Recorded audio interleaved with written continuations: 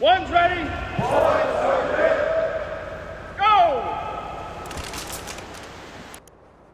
Hey everyone, before we hop into this next podcast with Juan Bier, who's an A-10 driver, Hawg patch, dude that I went to weapon school with, or we at least instructed there together, love for you guys to go check out Safety, S4FE-D, or you can go to Cburn Wipes, CBRNwipes.com to get yourself some of this, like, they've got a whole bunch of things. They've got decon towelettes, which is what this is, this little packet.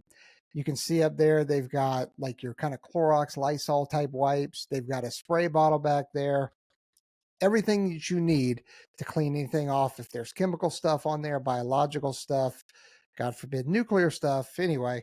But it kills 99% of anything that is on there. And let me read a little bit of this for you. So effectively cleans and decontaminates in one, and decontaminates, binds and removes radioactive skin contamination, non-corrosive, non-toxic, non-flammable, skin safe, which is great.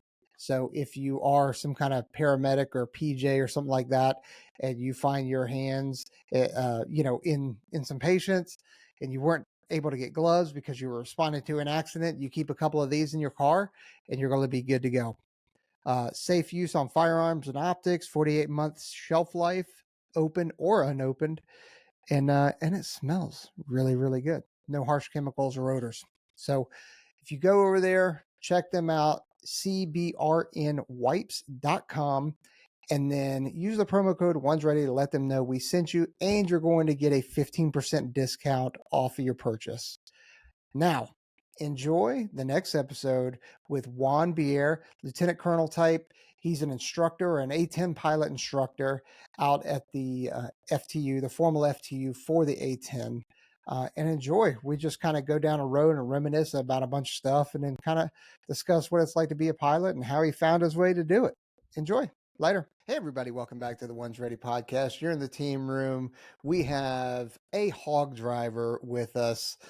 We have Juan Bier.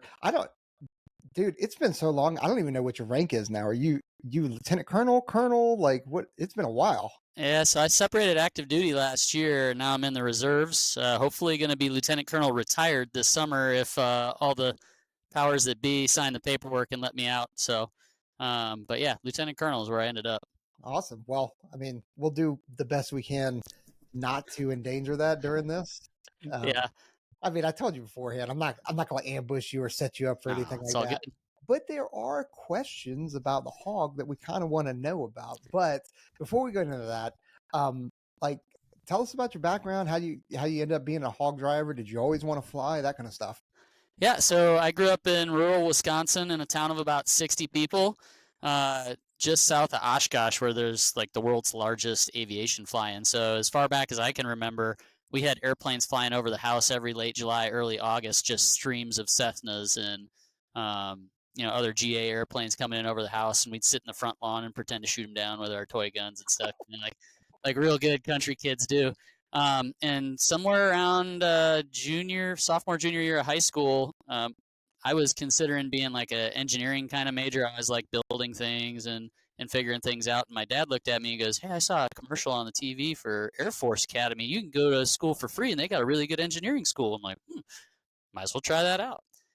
So I ended up at the Air Force Academy, got there, realized I didn't want to take that many credits worth of classes and give up spring break and summer to do projects. Fell in love with the airfield there. Started out my aviation career jumping with the parachute team at the Air Force Academy from my sophomore through senior years. Wings of Blue, huh? Yeah, Wings of Blue guy. Met a couple of great chiefs there, like Chief Ramos. You probably know him from back in the day. Only guy I know that can probably smoke, dip, and run 16 miles at the same time. He's just an absolute machine. All at the same time. Yeah, exactly. Like the dip in one lip, the cigarette in the other hand, and just trucking down the flight line running. So absolute machine of a human being. Then down the road, obviously got into pilot training from there. And then once I got to pilot training, I joined the Air Force Academy pre 9/11. It happened while I was at the Air Force Academy. So while I was at the Air Force Academy, not doing anything operational, just learning to be an officer and taking my classes and jumping at the airfield, I had two friends from high school. One from the city I went to high school in, and one a neighboring city that I trained in wrestling in high school with. Both died in Iraq. I was like absolutely determined I was going to go be someone who flew an airplane that supported them, and so I went to pilot training with the thought that whatever I came out as, it was going to be a support platform for the dudes on the ground, whether that was a helicopter, an AC-130, an A-10. Um, Early on in pilot training, you kind of got to make that choice though, because back then you would track into helicopters, C-130s, or fighters after the first 9 months or so. And once you jump down that fighter track, it's an A-10, a bomber, or F-16, F-15.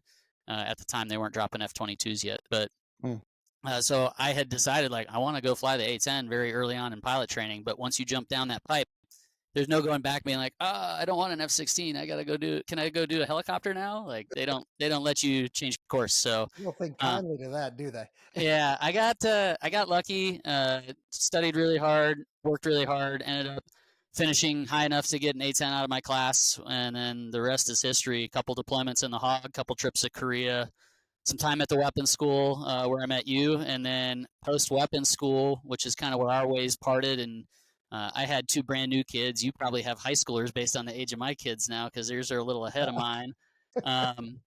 So I went to Fort Leavenworth to teach at Command and General Staff College for the Army, and then left there and got sent to be the DO at the formal training unit for the A-10 here in Davis-Monthan. And I've been here ever since, hanging on to every blade of grass in Arizona, trying to make the family thing last as long as the Air Force thing. And now it's we're on our way out. But I did DO, Squadron Command, Deputy Ops Group Commander, and now I have separated the reserves, where I'm back being the captain lieutenant that I always have been at heart, doing nothing but instructing brand new dudes in the Hawg on how to take off, land, shoot the gun for the first time, fight other airplanes, learn the basics of close air support and search and rescue, where we kick them out into the world and they go become the next us.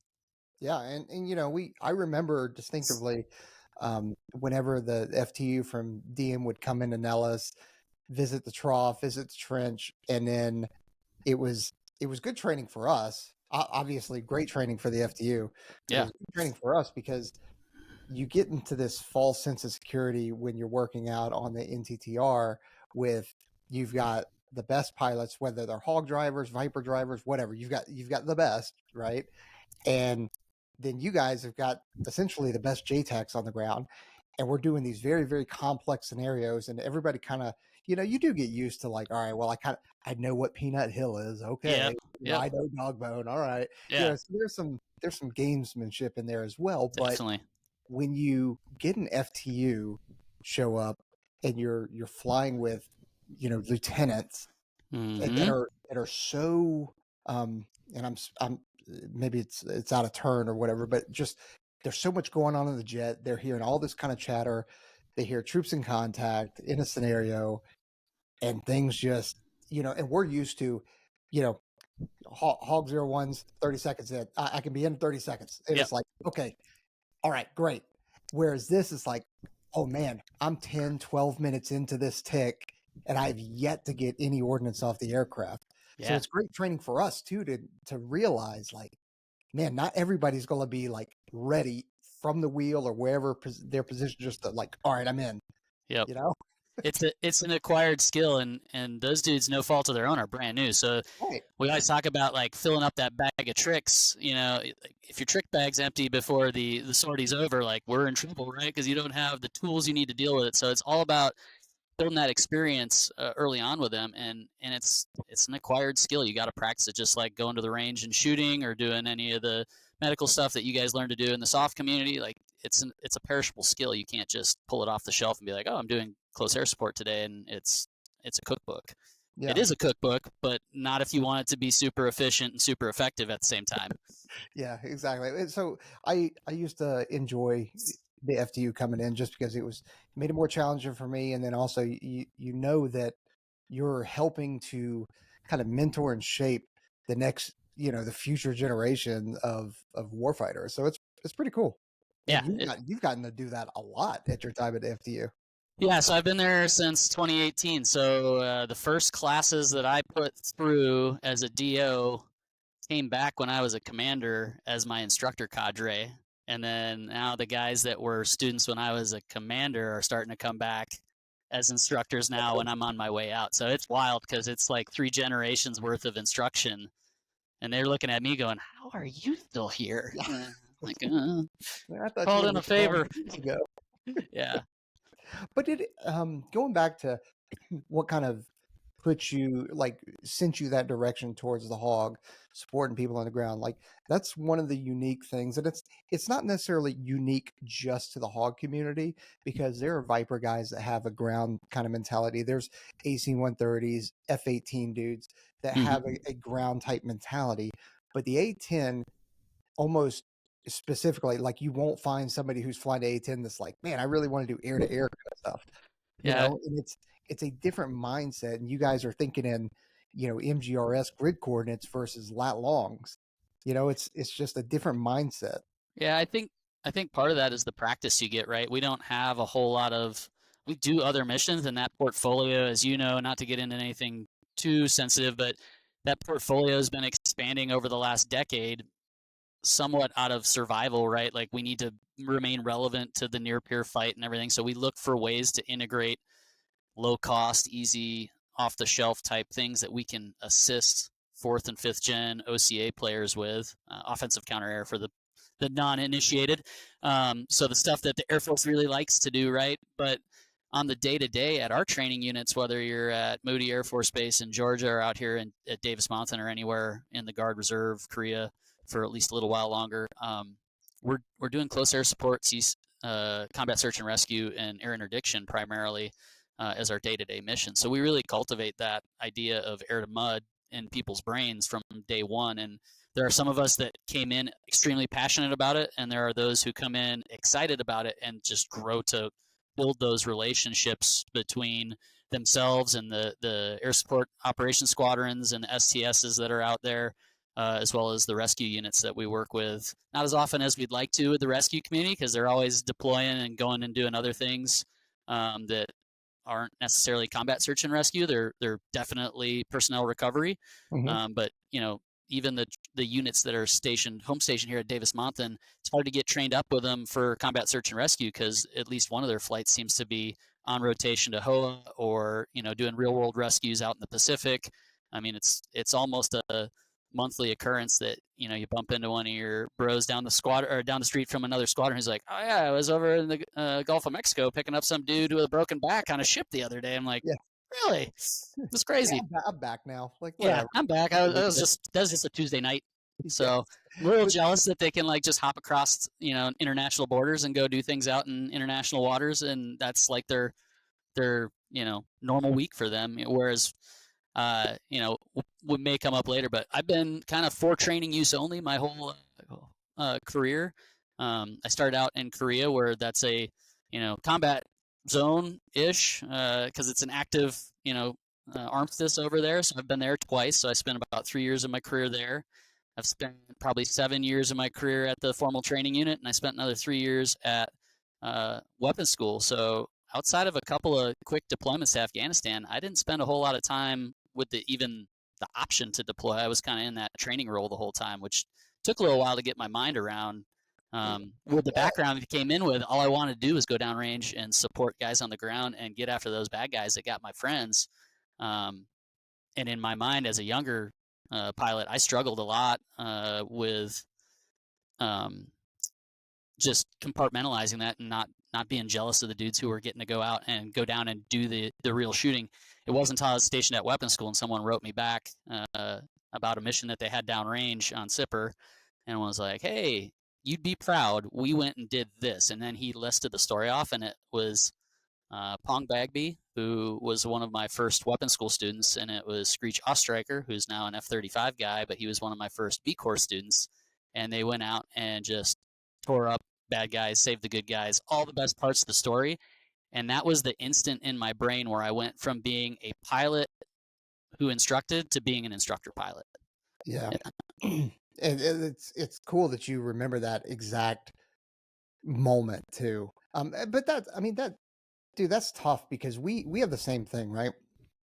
It's why a lot of our guys don't want to go be instructors in the pipeline because that one, they don't want to miss the deployment, and they don't want to miss their chance to get their kill on. At the same time, like, we also recognize that from a family perspective or just their own mental health perspective, like, they kind of need to take a knee. But Yeah. trying to tell somebody who wants to go with their boys down range and do the mission to not go, like, I gotta support that. That is 100% what it is, and it's tough to do that. But you're right, when you do hear from somebody who has implemented the things that you taught them, like, there's something really special about that, and it Yeah. makes you it makes all the missed opportunities, it didn't completely go away, but at least a little better. Yeah. Yeah, definitely. It's a mindset shift, and someone told me when I was very young, like, I don't know if you ever met Dog Davis. He's retired now, but he was one of my he was kind of my first weapons officer. The guy previous to him was there for a couple weeks when we first got to Korea, but he and LD Card and Billy Bob Thornton out in Korea cornered me in the bar on a Friday night as a brand new lieutenant wingman and asked me, like, do you want to go to weapons school? And I knew as a lieutenant that that's what I wanted to do. And they asked me why, which was the real $1 million question. And I was you know, a little bit more naive with my answer. I said, I want to train with the best. I want to be the best. I want to execute the best. And that's where you go to learn how to do that, which was what was in my mind at the time. And one of them said, I get it. And the other two were like, you got it all wrong, kid. You want to be an instructor. That's the whole point. And I'm like, no, I'm pretty sure I just want to go kill bad guys. And so that was the beginning of my education. And it took me, that was 2006, 2007. That was 2007. And it wasn't until 2013, 2014 when I got that email where it just like the light switch flipped.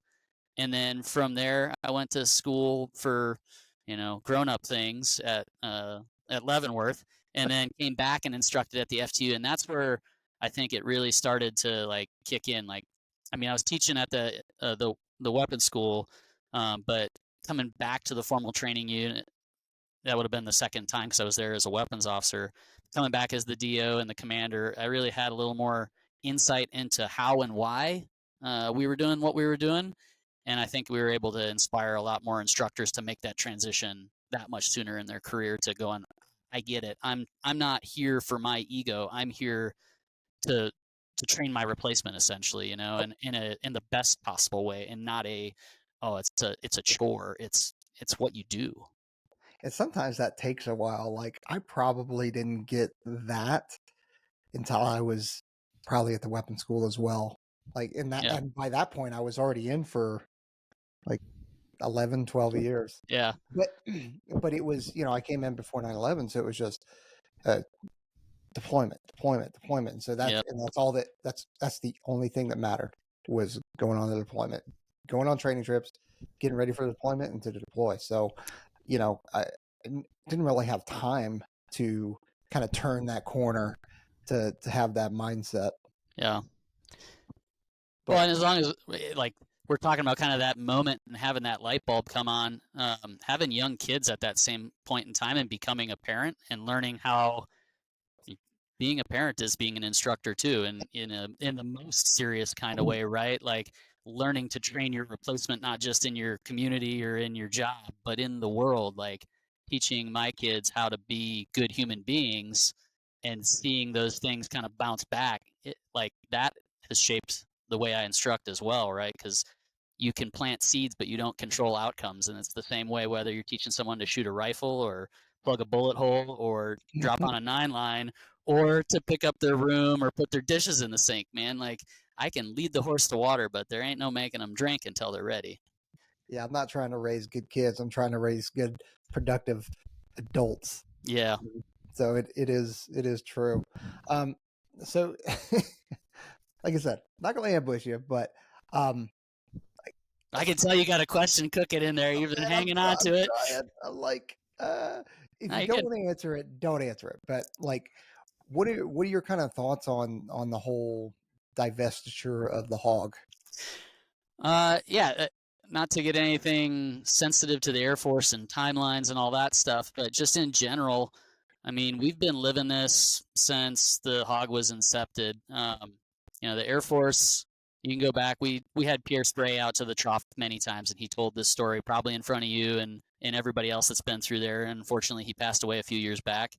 But like he would tell us, the Air Force never really wanted it, but we kept convincing them they did in one way or another. Like the reason they bought, I think it was like 800 or 850 A-10s, was someone convinced the chief of staff that he could grow the Air Force by a certain number of fighter squadrons, and that would be his legacy. And, probably right the minute that they grew those squadrons and planted them with A-10s, they're like, let's retire the A-10s, switch it to F-16s, and then we'll have an even bigger, better Air Force, right?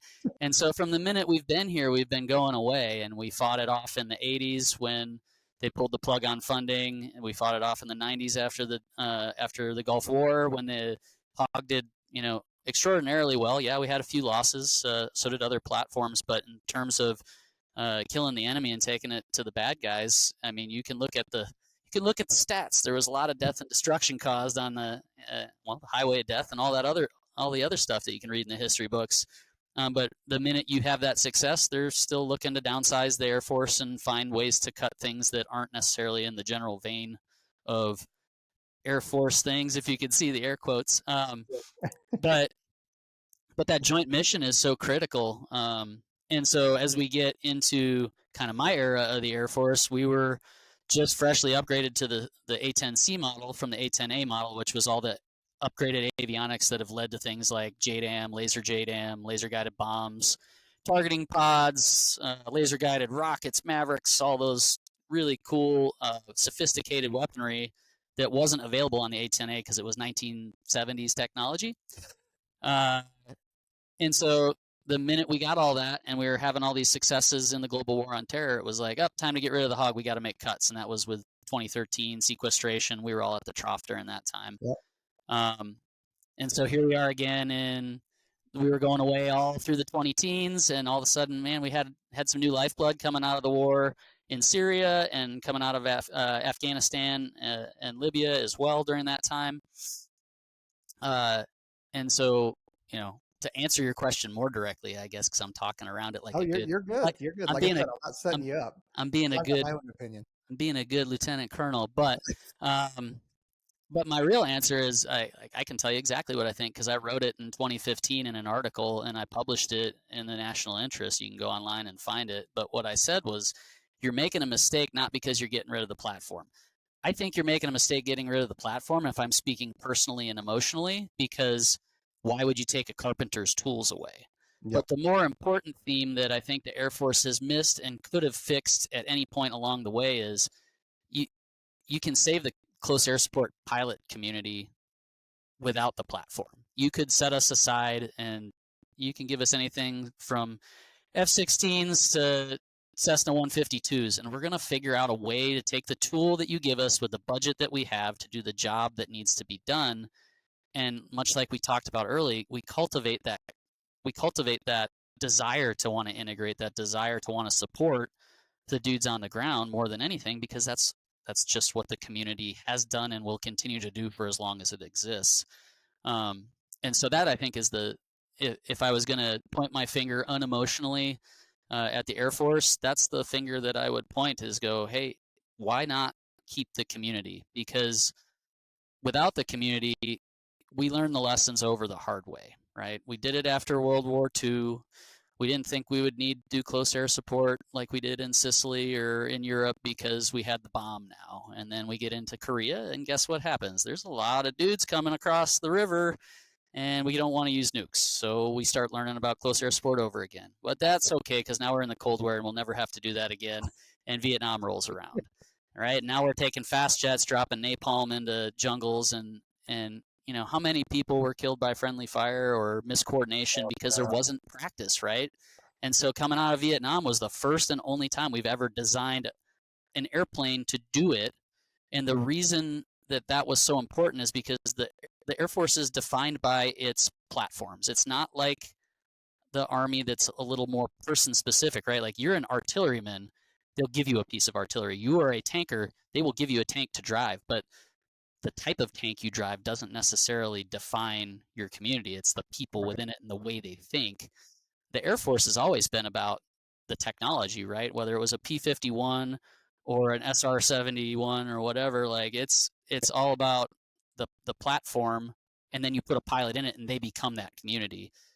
We need to in my mind, we need to disassociate ourselves from that a little bit more, and think more mission based, and we can figure out a way to give everybody the F-35 if that's what the answer is budgetarily, for a logistics standpoint, and figure out how to split those missions up. But yeah, that's the long answer to the short question. Oh, Am I a big fan of the A-10 divestment and the way it's going? No. Without getting into ultra specifics that listeners probably don't care about, I think that's the biggest thing, is what happens when Peaches and Juan didn't train together for 3 years and we go to combat, right? And it's just Peaches in combat talking to somebody who didn't train with him at all because they were busy doing other things, and now we're just pulling the recipe off the shelf and trying to cook something that we've never done before. right. And it's the way I see it is death by a thousand cuts. And that's all it is. And the problem I have, I guess, is and you laid it out, kind of the timeline. Oh, we're never going to do close air support again, and it just keeps happening, and we'll almost, in my, they say, well, the future of warfighting is in CCAs, and it's not going to be with boots on the ground. It's like, well, until we have an operation that there are zero boots on the ground, which so far, even if you call Ukraine, even if you call, Gaza, like, guess what? There's dudes on the ground, right? So until that doesn't happen, you're never not going to need close air support. Now, you're right. Is it the A-10? Maybe it's not. Maybe it's a Viper. Maybe it's something else. But it's the people, the lessons learned, the experience that we need to cultivate and continue to pass on. Like, one of my concerns is what do we have to replace the Hawg's capability? Now, the next community, in leaving like the AC-130 homies out, like, I'm not purposely well, I am purposely excluding them right now because they are a very niche thing and they don't support every entity. But Hogs, Vipers, they absolutely do. So go into that. You have the Viper community, which kind of like you guys are the blue collar, aviation community within the Air Force, and they have this massive list of of I don't know what the aviation community calls it, but we would call it medals, Yeah. mission essential task list, right? Yep. And all these things that they've got to be proficient in. And you're like, dude, you could fly for hours every single day, and you will never be proficient in all of those. No, So and that's kind of my concern.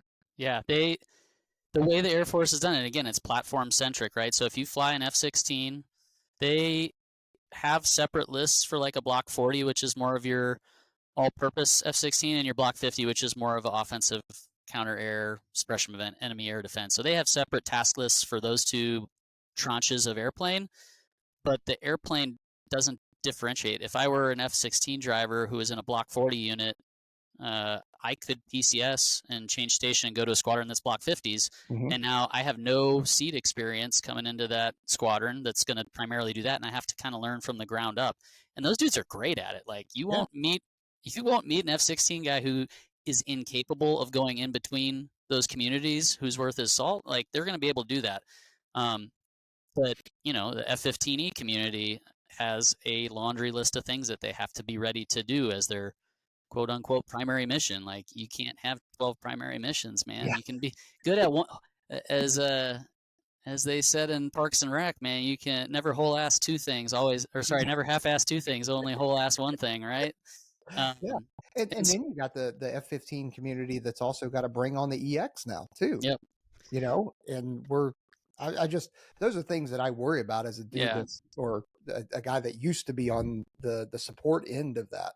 Yeah, and there's, like you said, there's great AC-130 crews out there, but they're chopped to the SOTF, and I think that's why I won't pretend to know what it's like to be in special operations, because I'm not. But I would say, if I had to guess from my foxhole watching how combat controllers and crows and PJs and everybody else who's more comfortable with an AC-130 over anything else in the world, it's probably because they've developed a relationship from being in the same command, and probably a little more trust there from being in the same task force downrange, because the air combat commander does own an AC-130, but he chops it to the SOTF. The Special Operations Task Force owns that. So they don't have to request and see if they get an A-10, or request and see if they get an F-16 or a B-1. Like, that was the game that everybody played in GWAT all the time, right? Like, fill out your airstrike request and try and figure out how to write it in a way that they have to give you a certain platform, but you're not allowed to ask for the certain platform. So I want single seat, forward firing capable, targeting pod equipped, 2-engine, 2-tailed aircraft that's painted gray. Like, I didn't say A-10, but I didn't request a B-1. I really need 30 millimeter. Like, exactly. I really need 30 millimeter. I can't deal with 20. Yeah, no, it's not big enough, right? But I think, and that goes into kind of where's AFSOC going with their aviation acquisitions too, because they're going to have AC-130s and MC-130s for the foreseeable time frame, but they are going through a transition with the U-28, and so they're looking at a light attack platform to kind of fill that void. And it kind of looks cool in the brochure, but you'll have to convince me that flying around a crop duster at max gross for weight that takes 15 minutes to climb to altitude before it can dive at the ground again is a good idea for responsive fires in that environment. Like, I don't know, man. We'll see. I hope we don't learn lessons the hard way, like we've done over and over and over. Learn, master, forget. Like, we have a learning conflict, we master it in conflict through bloodshed, and then we forget why we learned it in the first place, and then we end up taking our licks and learning our lesson again. It's unfortunately history doesn't repeat, but it does rhyme, and so we've been trying to keep it from rhyming again for the last 25 years or so since I've been doing it. And the light attack thing is a like, I like the concept of it. The problem is that in execution it is difficult. So yeah, I won't say the dudes that we're working with in the light attack, but they came out to visit us in Bagram, right? mm-hmm. And I know he watches, so he'll know exactly, he'll remember it. But Bagram at what was Bagram, 6,000 feet elevation? Yeah, about it's up there. Yeah, it was up there. Summertime, so the air's not quite as thick. So wintertime they could carry a little bit more gas or maybe some more ammunition. But he flew out there, and there, if you're going to put armor on it, if you're going to, like, you had to pick. Mm-hmm. Like, so the standard combat load was like, okay, well, it's wintertime, it's summertime. Which base are you flying out? Where are you expected to fly at? Like, are we going to put the sensor on there? Are we going to put, weapons, 500 pound bomb, 50 cal? Like, how much, and it's like, and then you said, 15 minutes to climb altitude to do a diving delivery. You're like, man, that's not right. 50 cal is probably not the thing you want to do then, because you got to point at the ground and climb back up. But I've written articles too about light attack, and I think it's an amazing idea if it's executed properly, right? Because you could take a guy from pilot training straight out of a T6 and throw him into a very similar turboprop platform and put him right into an operational unit to season him and get him some combat, experience. If only training, because we're not in combat, but like you get them out there and you get their hands warm, you teach them a mission, they learn how to support, right? As an aviator, you're never the mission, you are supporting something, whether it's the missile that's going in to take down the ultimate objective or whatever, or whether you're supporting the dude on the ground by providing ordnance in support of their mission. But you're never the show, or you shouldn't feel that way, at least in my mind. But the idea that you get somebody seasoned very earlier in their career, like I said, you come out of T6s, out of that primary training platform in a turboprop after 9 months, you could spend the next year and a half learning to do useful missions at a very inexpensive cost, and you can be in the fight right away. And then we can transfer you over to an F-35 or something like that if that's where you want to go and that's what your skill and aptitude permit, But you got to do it the right way. It's got to be the right platform with the right capabilities, and that platform, I haven't flown any of them, so I can only just armchair quarterback, which I don't really like to do. Like I'll I'm do sure it. somebody in the comments will be Yeah, like, "No, actually, it doesn't take 15 minutes for us to yeah, climb up yeah. It's altitude." yeah. Like, geez, Uh, guys. Come on. Um, my worry is when something's not designed to do that primarily. Like you don't build airplanes are always a compromise of something. If you want to go fast, it won't stay airborne that long. If you can stay airborne that long, it might not be able to carry much. If it can carry a lot, it probably isn't going to go fast. And if you want all three of those at the same time, it's going to cost you an insane amount of money, right? So and there's always some loss in that transfer and compromise. So what I worry is when you take a platform that wasn't built necessarily to do that mission, like anything, and you compromise it further by going, well, I need it to carry an extra 2,000 pounds of fuel and ordnance. Okay, well, it's not going to go as fast. It's not going to stay airborne as long. Well, now I need it to go 8 hours. Well, now you're going to have to download your ordnance and come up with some fuel, and it's still not going to go fast.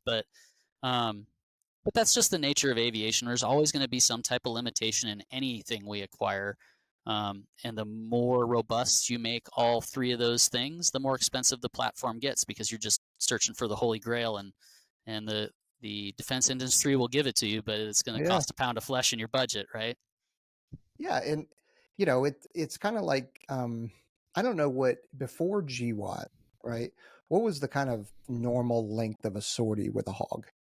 Like if you got tasked for the Oh ATO, yeah, like yeah. what would be your normal sortie length? Good weapon school answer. It depends. Yeah, that was before my time, but like, so let's just take the Gulf War for instance, right? Like, you would probably pre-vol tank because we could always air refuel. So you would probably fly north out of Kuwait, or not Kuwait, but like Saudi or wherever you were. Fly north, hit a tanker prior to getting into kind of the red territory, if you will, and then you would go north until you got to your operations area. You'd execute, and then you'd come back home. So, like, generally speaking, 2 hours is kind of our vol time in between grabbing gas. So if you pre and post vol tank, you could probably get 30 minutes on the way in, 30 minutes on the way out, hour in the working area kind of is the standard flow if you don't have a tanker. So, but we've always flown like a 2 hour-ish sortie unrefueled. We still do.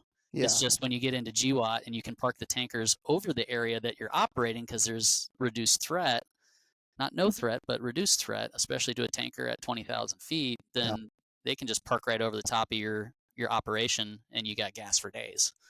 And that's kind of what I was talking about in terms of that adaptability and kind of the person, the human changing versus the platform changing. Because prior to that, yeah, 2.5 hours was a normal sortie. Now, like you said, you park a tanker overhead and you're whether it's a Hawg, a Viper, F-15E, whatever. Now those sorties that would normally be pretty quick turn into 8-hour sorties, chopped by the ATO, and you guys are flying it almost every day. Yeah. And sometimes, and I they're not designed. One, the cockpit is not designed to sit in there that long. Two is the positioning of where the display is for you guys. As you're searching through the pod, is tiny and not made for this. So you guys are hunched over. Yep. It's like, dude, flying that for 8 to 12 hours is insane every day. Yeah, it was never built to do the GWAT thing, right? The armed overwatch. I've flown plenty of 8-hour sorties that resulted in absolutely nothing exciting happening, right? Like, I watched a lot of farmers farm their fields and walk down the roadside and take a dump on the side of the road. Like, oh, what was that? It was an IED? No, that was just a puddle. It's still warm right now. Yeah, still warm. But yeah, like staring into a 5x5 screen. And it's funny because you'll stare into that and you'll be watching things and you don't know for sure that you can't really tell what you're seeing. You're watching on such a small screen. It's like watching something in 4K HD on your, tiny iPhone, right? But then you take it and you put it on a 75-inch big screen when you get home and blow it back up. You're like, oh, that dude had a PKM the whole time. I could have called that out if I'd have known, but I don't have a screen big enough to tell the difference between that and a broomstick. So um, it requires a lot of interpretation of context, like whether somebody is or somebody was doing something nefarious. Like it looks nefarious, but it's hard to make that call when you're the only one up there and there's no eyes on the ground taking a look. So kind of we weren't briefed not to positively identify things, but to be very judicious, because a mistake in that kind of conflict where the guy does have a broomstick and you drop a bomb on his neighborhood, like you just made 1,000 enemies over a broomstick. But if you are listening to whatever communications that are indicating that not only are there dudes on the ground taking fire that might be uh, or local militia or local military, and they're calling in that they're taking fire from this area, and you see a guy with a broomstick that happens to be flashing at the end, sometimes you got to have the stones to make the call and say that is a weapon and we need to do something about it, because we're supporting them even though we're not in direct communication. Yeah, and that kind of brings me to kind of my next question, and it may be maybe a little bit sensitive, just in the way that, like, I remember being the wing weapons officer for the Vipers in Bagram back in 16, and we had some new captains that this was their first deployment, and they were employing on supporting troops in contact and stuff like that, and they'd go Winchester, but the guys are still in contact. Yeah. And so he'd stay overhead, help try and communicate, whenever they'd get new platforms showing up, or a new set of fighters showing up, he'd give them the brief, hey, here are all the targets. They'd share all the index points and everything like that, and then break off, and then come back and watch the tapes, debrief and stuff like that. And I remember sitting with them debriefing, and this was his first deployment, first employment. Mm-hmm. And he was super upset in dealing with it, because he employed, I mean, he actually got so target fixated as he was doing a strafe, that I don't know if it's a TCAS, I can't remember the name, but it actually, like, he got to a certain altitude and the jet pulled up for him. Like the automatic ground collision avoidance system, auto GCAS. There you go. And he was, it's like the rounds were still coming out, and it actually sprayed. Like, yeah. So, but he was so upset, because he's like, I like a guilt. I couldn't, help him anymore. I was out. I was Winchester. And, those guys are screaming down the mic, and I'm like, yeah, man, like, it's okay. You did everything you possibly could. Yep. Right. And you're never going to be able to solve every kind of situation, but it's wild to see it from a ground perspective, because we give pilots a lot of shit. Yeah, rightfully so. As we should, right? Oh, you guys don't realize what we're dealing with on the ground. Oh, poor me, right? I'm a victim. I fucking put myself there. I don't want to be anywhere else but there. Yeah. To be clear, but it's just an aspect of it that a ground dude doesn't actually put in your head, because for the same part of it is, if we, for whatever reason, we busted up our knee, or maybe I've got a kid due, so I couldn't go on this deployment, and now my team gets hit or somebody dies, it's a severe amount of guilt, because it's like, dude, I should have been there. I could have stopped this. Yeah. I'm wondering if you dealt with that kind of at all, or if you had maybe some students or that have now come back as instructors that have kind of had to deal with that. So I had a deployment in 2019, 2020. I was the training squadron DO at the time. They needed a group weapons officer in Kandahar, because the guy who was there was leaving to come back and teach at weapons school. So he wanted the first half of the deployment because he wanted one more under his belt, like all of us do, right? Yep. And the only weapons officers that were at the base were myself and a guy who was just coming out of weapons school who was about to have a baby. And I was like, well, I haven't gone in a while, so it's my turn, number one. Two, I wanted to go. But three, I had my own small children at the time, and I knew how important that early time with your children can be. And it was I think it was his first, and I was legitimately thinking about his family when we made that decision. But I ended up going anyway. Sorry, rabbit hole. I know you like rabbit holes. I'll go right down them all. But so my situation was in Herat, or just east of Herat. Was kind of exactly the opposite of what you just described from the Viper guy who Winchestered and wished he could have done more. Because the only thing you can do in that situation is, you guys just released your robust versus resilient. I was listening to it right before this, right? Like you can either have a more robust plan, like, oh man, we're troops in contact and this looks like a bad one. I know I only got 4 bombs and 40 minutes of gas. Give the ASOS a call or the ASOC a call and get some more Vipers on the way, right? Or we could be more resilient and launch Vipers that weren't airborne yet and repair that network. But to him, it wouldn't matter if it was an F-16 or a B-1. When you're Winchester and the war's still going, man, did you think far enough ahead to get somebody else in the fight behind you, or did someone think that far ahead? Yeah. And it's not easy to do in the moment because you're busy trying, like he did, strafe the ground at 400 miles an hour, pointed like a roller coaster coming off that first peak, and you're trying to aim at a human being from over 1.5 miles away with really no optics in an airplane. You got a targeting pod, but that's not how that works. You are not looking down a sniper. It's not a sniper scope. So back to my situation. So we got called into a troops in contact. It was a JAG and an Anarchy call sign that were working as a team east of Herat. And they had been in troops in contact. We got there just as kind of things broke up for a little bit, and then they wanted to move on with the operation with the ANA, Afghan forces that were there. And I was under the assumption when they were talking to me, because they were kind of going back and forth talking on the radio, that they were both in the same place where I first encountered them. But the JAG call sign, if you're out there and you were in Herat in late 2019, man, you can hit up Peaches and get in contact with me. We talked after this. But he took off with the ANA convoy in their Humvees, and they went down into the objective neighborhood that they had planned on going to, that I didn't know anything about. I wasn't part of their op. I was showing up as kind of not emergency, but on-call close air support. And the next thing I know, he's troops in contact. So I'm looking at the building I think he's in. I'm like, okay, where are you taking fire from? From the west. Oh, that's weird. You were taking fire from the east before, but cool, we'll figure this out. So we're looking like 5 city blocks away in the complete wrong part of town. And we figure out like, oh, he moved. And I pick up his convoy. He's taken fire from a rooftop from a guy with a PKM. They had walked across an open field into this, neighborhood full of just bad Taliban dudes, right?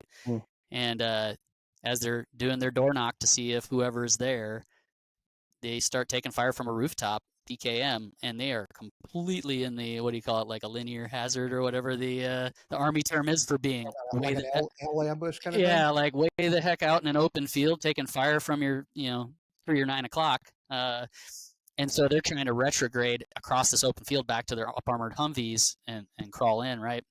And all I hear is like, we're taking fire, troops in contact. And there were Apaches on station, attack helicopters, and they were out of a fob nearby. And they were perched right over the top of them, but they couldn't find the white door on the rooftop.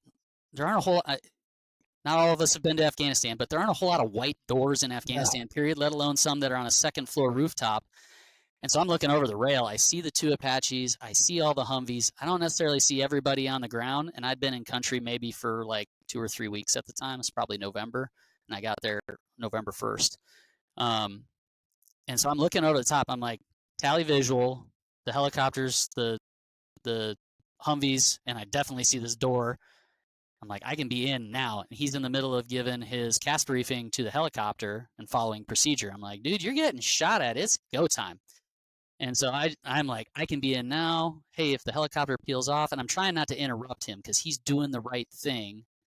And I'm like, dude, I've done this on the range with Peaches before. I've looked over Peaches' shoulder, and Peaches called trips in contact. And I said, 11 o'clock or 1 o'clock? And you said 1 o'clock, and I called in and shot that tower within like 10 seconds. It was like having a direct fire weapon in the back seat of your Humvee. But I had been in the FTU beforehand, and I kind of held my instincts back and said, I'm not going to shoot right now, because if I do and I make this mistake, I could really hurt somebody, because this is the real deal. This isn't like we'll come back and brief about shooting an empty building when you shouldn't have without clearance and without a briefing. Like all the bad things that could have happened. But meanwhile, I'm hearing him call us out.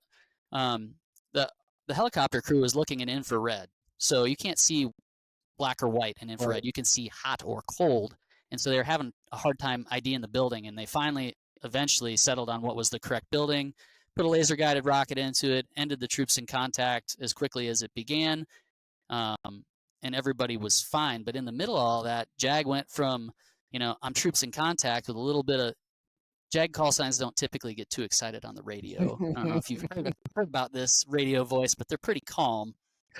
So he sounded excited at the beginning, which was worrisome. Then he sounded tired, which doesn't typically happen. And then he went quiet for a while, which I thought he'd been shot and was bleeding out or something because he went super quiet. And so I was like extremely worried while sitting in the cockpit overhead that something bad had. Finally, he came back on the radio, and the situation was over. He was fine. No one took a casualty or anything. It was just the longest 4.5 minutes of my life.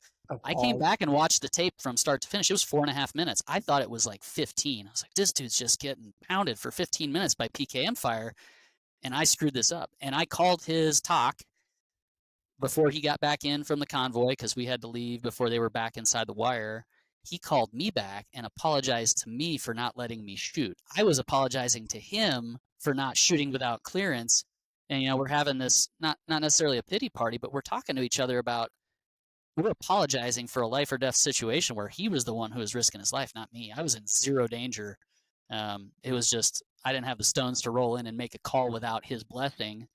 And that was it. Like, that was my regret moment of like, man, I wish I'd have done something against the rules. I won't say illegal because it's a you do it right and you go home, or you do it right and you get a medal. You do it wrong, you go home. And I made the choice that I wasn't 110% confident. So I sat back on my heels and kind of let it develop. And it was probably another 2 hours before we landed, probably 3 before we looked at the tape. And I was absolutely convinced it had been like 15, 20 minutes that he was under fire. And I had just kind of screwed the pooch. But then when we talked about it, it was like, man, I should have let you shoot way earlier. I was like, I wish you had, but that's not why I called. Yeah. I called to apologize to you for almost letting you die. I should have just shot without you and it would have been fine. But that regret moment is like, that's something visceral that you deal with. And I probably thought about that sortie. I bet you I think about it every week since that deployment. It's been 6 years. It's just one of those things that when we train close air support and somebody shoots without clearance by accident, I'm like, well, here's why that's important, or when somebody gets clearance and does everything right. I'm like, well, how long did that take you? Well, it took 8 minutes. Well, that was too slow, or it took 4 minutes and that was too fast. But like having that conversation and that experience to attach to it is something that's made me a better instructor, because I've taken that internal, I won't call it a regret because I don't have any regrets. But at the same time, like, it's something that sticks with me. So every time that topic comes up, it's something that gets discussed. Well, and that's why the whole, quote unquote, it depends is such a beautiful answer. And because there is no, okay, well, you need to be able to pass 3 9 lines and execute 3 9 lines in 20 minutes. Yeah. Maybe it takes us an hour and a half to get through 1 9 line. Yeah. Because we're dealing with threats on the ground, threats in the air. You're up against if you're on NTTR, you're up against a border, or even in the real world, you could be between Afghanistan and Pakistan, and you're dealing with that border. So maybe 1 9 line in 90 minutes is the right answer. Yeah. But maybe giving you an abbreviated 9 line, here I am, there's the target, you're over my right shoulder, like in 30 seconds, that could be the right answer too. So you're right. It depends. And that's why it comes back to talking about communities that train together, right? So if you've got TACP or CCT that are working with a Viper unit in a train up for 6 months, and then you go deploy as a direct support unit, dude, you're in great shape. Nothing to worry about, because you've already worked out all the kinks. As much as you might be in trouble if you join an AC-130 unit downrange, right, that hasn't done a train up with you and doesn't know your TTPs or your SOPs. Granted, you guys are probably tied in better than that so that the pieces mesh downrange very well. I'm being a little hypothetical here because I know better, but that comfort you get from training with guys, like, I'm sure it's the same way if you're on a small unit or a team, right? Like, you get a new shooter in and you're going to go clear a house for the first time, like there's a little bit of like, all right, does this new guy know what he's doing or not? And you got to have that train up together. It's not going to work as smooth as it should. Well, and that's why I think it's important to, if you know you're deploying and you get it, you know where you're going, and you have an idea of, you know, what assets, what units are going to be there. If you have the time and they're not already forward, like, go introduce yourself, go fly out to their garrison unit, or invite them out to yours and get to know each other. Because I'll tell you what, people work harder when they know that, hey, call sign XYZ 14 is Peaches. Mm-hmm. It's like, and you can hear the voice and you know, you're like, dude, now things get pumped up a little bit more. Yep. And the attention to detail gets dialed in. There's a lot more effort, whereas just some random X14 call sign, like, Yeah. okay, I really do want to support them, but man, Yeah. I've got a personal thing with this. Like, it was like when I finally got to meet Shady. Yeah. Right? I didn't know Shady was one of the Hawg drivers supporting me in 06, like that saved my life, until we met at the weapons school and Yeah. we Like, started putting the pieces together, and it was like, oh no shit, that was you. do you want to go to the garage and do karate? Yeah. Yes. Would we just I become do. best friends? Exactly. Yeah. It's No, so, it's cool. yeah.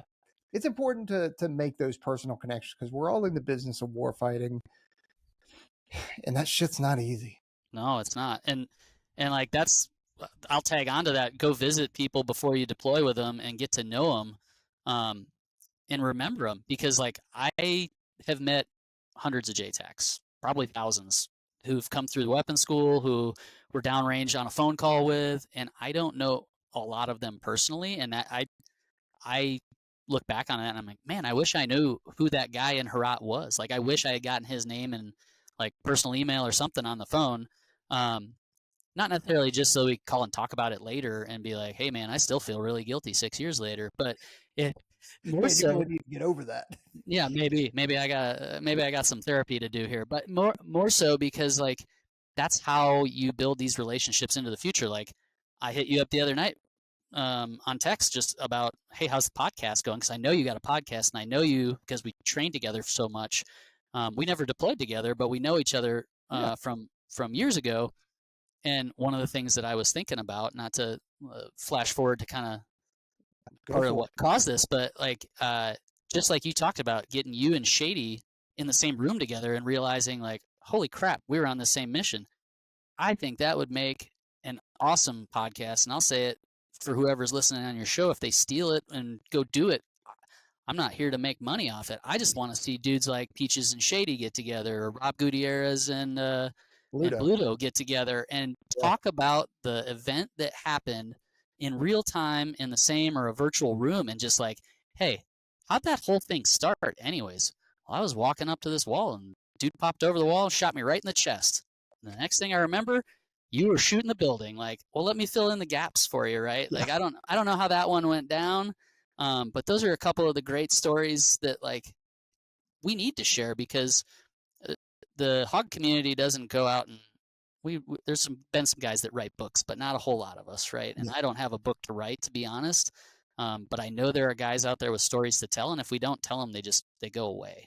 Yeah. And that's the last thing we want is this to not be captured somewhere, because this was an amazing era of integration that we've gone through in the last 20, 25 years of the TACP community, the combat control community coming together with the A-10 community and creating the trough and the trench in the capacity that it exists now.